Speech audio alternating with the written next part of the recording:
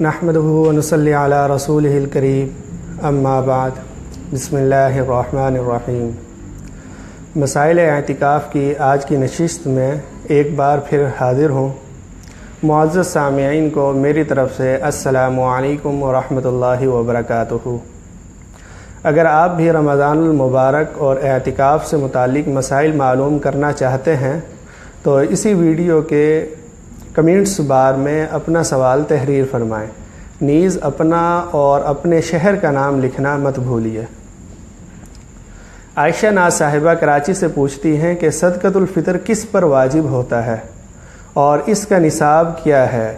نیز نابالغ پر بھی صدقۃ الفطر واجب ہے یا نہیں؟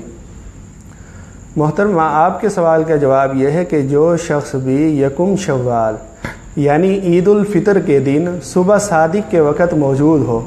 صبح صادق کے وقت سے مراد سحری وہ وقت ہے جس وقت سحری کا وقت ختم ہو اور فجر کا وقت شروع ہو، تو یکم شوال کو صبح صادق کے وقت جو شخص موجود ہو اور اس کی ملکیت میں 52.5 تولہ چاندی یا اس کی قیمت کے برابر مال ہو، وہ مال چاہے سونا چاندی یا ان کے زیورات ہوں یا مال تجارت ہو یا رقم ہو یا ضرورت سے زائد سامان ہو، ضرورت سے زائد سامان میں ٹی وی ہو گیا یا ایسے برتن جو کبھی استعمال نہیں ہوتے، نہ مہمانوں کے آنے پر استعمال ہوتے، ویسے ہی گھر میں پیٹیوں میں رکھے ہیں وہ ضرورت سے زائد ہیں، یا شو کے طور پر کہیں رکھے ہیں جو کبھی استعمال نہیں ہوتے وہ ضرورت سے زائد ہیں، یا اسی طرح کوئی ایسے کپڑے جو سلے ہوئے نہیں ہیں، بغیر سلے ہوئے ہیں اور ان کی ضرورت بغیر سلے ہوئے کپڑے پیٹیوں میں جس طرح بعض دفعہ رکھے ہوئے ہوتے ہیں یہ ضرورت سے زائد ہیں، یا اپنا رہائشی مکان ہے، اس رہائشی مکان کے علاوہ ویسے دوسرا مکان ہے وہ ضرورت سے زائد شمار ہوگا۔ تو اس قسم کی جو چیزیں ہیں ضرورت سے زائد، تو یہ سب چیزیں مل کر اگر 52.5 تولہ چاندی کی قیمت کے برابر پہنچ جائیں تو اس شخص پر اپنا اور اپنی نابالغ اولاد کا صدقۃ الفطر لازم ہے۔ خلاصہ یہ ہوا، جس شخص کی ملکیت میں 5 چیزیں، کسی بھی شخص کی ملکیت میں 5 چیزیں دیکھنی ہیں: نمبر 1 سونا، نمبر 2 چاندی، نمبر 3 مال تجارت، نمبر 4 رقم، نمبر 5 ضرورت سے زائد چیزیں، تو یہ 5 چیزیں یا ان میں سے کوئی ایک یا دو، یہ سب مل کر یا ان میں سے کوئی 2 مل کر، مثلا ایک کے پاس 20,000 روپے ہیں اور سونا ہے جس کی قیمت 20,000 ہے تو یہ 40,000 بن جاتا ہے، جبکہ 52.5 تولہ چاندی کی قیمت آج کل تقریباً 38 سے 39,000 کے درمیان ہے، تو اب اس کے پاس یہ 2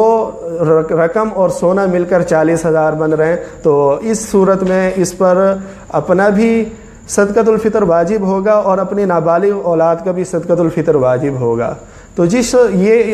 اس کا نصاب ہے صدقۃ الفطر کا۔ تو یکم شوال کو صبح صادق کے وقت جس شخص کی ملکیت میں 52.5 تولہ چاندی یا اس کی قیمت کے برابر یہ اموال ہوں تو اس پر اپنا صدقۃ الفطر بھی لازم ہے اور اپنی نابالغ اولاد کا بھی صدقۃ الفطر لازم ہے۔ البتہ اپنی بیوی اور بالغ اولاد کا صدقۃ الفطر لازم نہیں ہے، لیکن اگر اپنی خوشی سے ادا کر دیتا ہے اور اس کی بیوی بچوں کو معلوم ہے تو ادا ہو جائے گا۔ یہ جیسے گھر کا کوئی سربراہ ہے وہ اپنے سب گھر والوں کا ادا کرتا ہے، اپنے بیٹوں کا، اپنی بہوؤں کا، اپنے پوتوں کا، پوتیوں کا، سب کا ادا کرتا ہے اور ان کے علم میں ہے،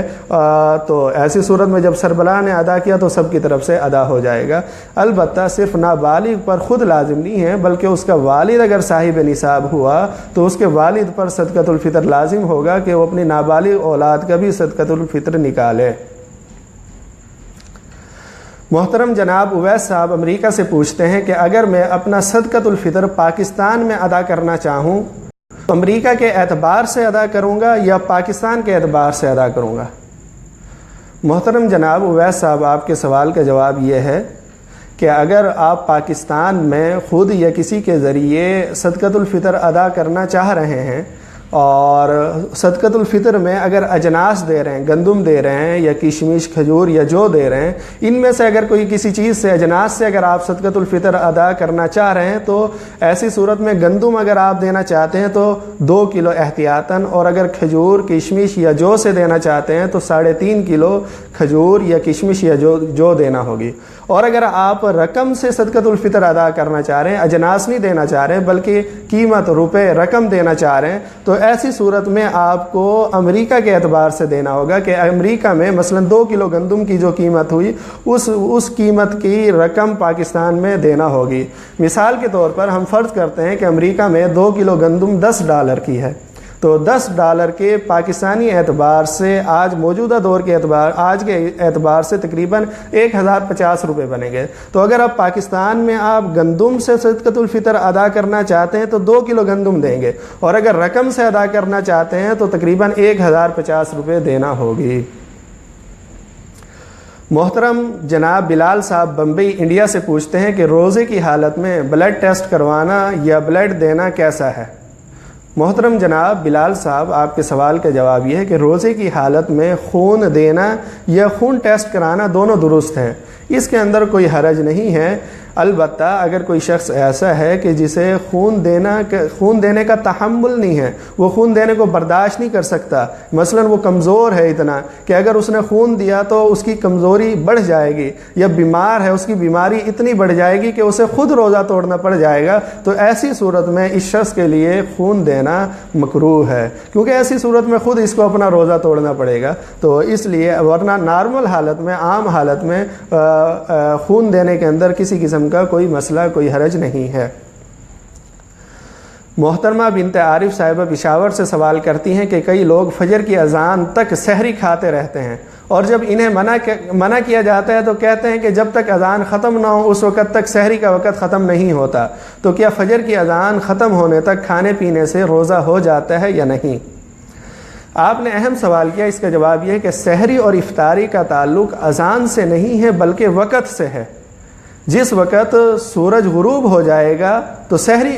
افطاری کا وقت ہو گیا، چاہے مغرب کی اذان ہو یا نہ ہو۔ اسی طرح جس وقت صبح صادق طلوع ہو گئی تو سحری کا وقت ختم ہو جائے گا، چاہے فجر کی اذان ہو یا نہ ہو، کیونکہ سحری کا تعلق اذان فجر سے نہیں ہے بلکہ صبح صادق کے طلوع ہونے سے۔ تو جب صبح صادق طلوع ہو گئی اس کے بعد کھانا پینا جائز نہیں ہے، بلکہ اس کے بعد اگر کوئی کھائے پیے گا تو اس کا روزہ نہیں ہوگا۔ اور جبکہ ہمارے معاشرے کے اندر عام طور پر فجر کی نماز صبح صادق طلوع ہونے کے چند منٹ بعد ہوتی ہے، تو لہٰذا اگر کہیں ایسا ہوا کہ صبح صادق طلوع ہونے کے بعد اذان ہوئی، چند منٹ بعد اذان ہوئی اور اذان تک کوئی کھاتا رہے گا تو اس کا روزہ نہیں ہوگا۔ اس لیے احتیاط اسی بات میں ہے کہ صبح صادق طلوع ہونے سے بھی 1-2 منٹ پہلے کھانے سے رک جائیں، تاکہ 1-2 منٹ کی وجہ سے ہمارا روزہ خراب نہ ہو۔ البتہ بعض لوگوں کو ابو داؤد شریف کی ایک حدیث سے مغالطہ لگتا ہے، جس کی وجہ سے وہ کہتے ہیں کہ بھئی اذان فجر تک کھا پی سکتے ہیں، لیکن وہ درست نہیں ہے۔ وہ حدیث یہ ہے کہ ابو داؤد شریف میں ہے کہ اذا سمع احدکم النداء، تم میں سے جب کوئی اذان سنے، ندا سنے یعنی اذان سنے، والاناء علی یدہ، اور برتن اس کے ہاتھ کے اندر ہو، فلا یضعہ حتی یقضی حاجتہ منہ، تو اس برتن کو وہ نہ رکھے بلکہ اس سے اپنی حاجت کو پورا کر لے، یعنی کھاتا رہے۔ تو بعض لوگوں کو یہاں الندا سے انہوں نے مراد فجر کی اذان سمجھا ہے، الندا سے، اور کہا کہ فجر کی اذان تک کھا سکتے ہیں، تو یہ معنی مراد لینا بالکل درست نہیں ہے، بلکہ قرآن و سنت کے بالکل خلاف ہے۔ اس پر میں نے تفصیلی پوسٹ پچھلے سال لکھی تھی، جو اس سال بھی اپنی آئی ڈی پر میں نے پوسٹ کی تھی، وہاں سے تفصیلی پوسٹ دیکھ سکتے ہیں۔ البتہ میں خلاصہ اس کا بتا دیتا ہوں کہ یہاں پر شارحین نے الندا سے مراد کون سی اذان مراد لی ہے۔ تو شارحین نے اس میں ذکر کیا المراد بالنداء الاذان الاول ای اذان بلال قبل الفجر، کہ الندا سے مراد پہلی اذان یعنی حضرت بلال رضی اللہ تعالیٰ عنہ کی اذان ہے جو فجر سے پہلے وہ دیا کرتے تھے۔ آپ علیہ السلام کے دور میں 2 اذانیں ہوتی تھی، ایک اذان فجر سے پہلے ہوتی تھی تہجد کے لیے، جو تہجد کے وقت اذان دی جاتی تھی، اور دوسری اذان فجر کی ہوتی تھی۔ تو یہاں پر ابو داؤد شریف کی جو حدیث ہے اس کے اندر پہلی اذان مراد ہے جو حضرت بلال رضی اللہ تعالیٰ عنہ کی ہے، جو تہجد کے وقت دی جاتی تھی، کہ تہجد کے وقت جو حضرت بلال رضی اللہ تعالیٰ عنہ اذان دے رہے ہیں، اس سے آپ لوگوں کو کوئی دھوکہ نہ ہو۔ اس میں اس اذان کے وقت سحری کا وقت ختم نہیں ہوتا، بلکہ سحری کا وقت موجود ہوتا ہے، لہذا کوئی بھی شخص کھانا پینا چاہے تو کھا پی سکتا ہے۔ جیسے اس بات کی تائید بخاری شریف کی حدیث نمبر 1919 سے بھی ہوتی ہے अन आयशा रज़ियल्लाहु ताला अन्हा अन्न बिलालन कान युअज़्ज़िनु बिलैलिन फ़क़ाल रसूलुल्लाह सल्लल्लाहु अलैहि वसल्लम कुलू वशरबू हत्ता युअज़्ज़िना इब्नु उम्मी मक्तूमिन फ़इन्नहु ला युअज़्ज़िनु हत्ता यतलुअल फ़ज्र। हज़रत आयशा सिद्दीक़ा रज़ियल्लाहु ताला अन्हा फरमाती हैं कि हज़रत बिलाल रज़ियल्लाहु ताला अन्हु रात को अज़ान दिया करते थे। रात से मुराद तहज्जुद के वक्त है कि तहज्जुद के वक्त, सहरी के वक्त अज़ान दिया करते थे। तो आप अलैहिस्सलाम ने फरमाया कि खाओ पियो यहाँ तक कि हज़रत अब्दुल्ला इब्न उम्मे मक्तूम रज़ियल्लाहु ताला अन्हु अज़ान दे दें, क्योंकि ये फ़जर के तुलू होने पर अज़ान देते हैं। तो बुखारी शरीफ की इस रिवायत के अंदर सराहतन ज़िक्र किया गया है कि दो अज़ानें होती थी। एक अज़ान हज़रत बिलाल रज़ियल्लाहु ताला अन्हु देते थे जो सहरी के वक़्त होती थी, उस वक़्त सहरी का वक़्त ख़त्म नहीं होता था। तो